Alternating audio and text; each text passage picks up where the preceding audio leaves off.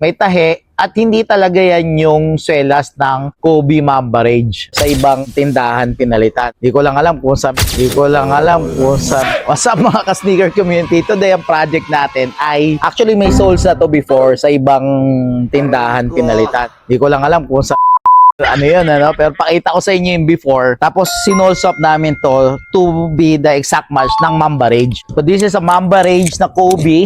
Ang ginawa namin dito, pinalitan namin ng swelas, inayos namin itong logo niya, at the same time, tinanggal na rin namin yung naninilaw na fuse dito na pagsisimula ng bagong mga sole set. So actually, medyo worn out talaga itong shoes na to kasi as you can see, meron pa siyang mga butas dito na we had to repair kasi may mga stitching kaming inilagay dyan, tsaka dikit. At the same time, pinalitan namin ng bagong swelas. So, bago na tong swelas ni Sir.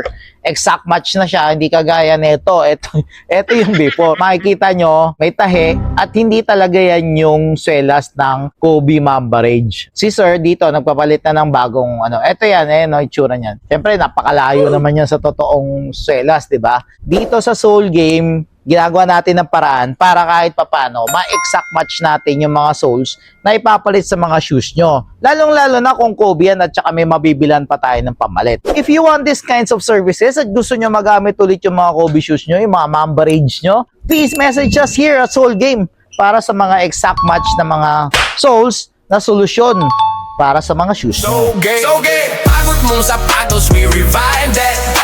Lahat ng mapigat, we rewind that. Repair, custom clean.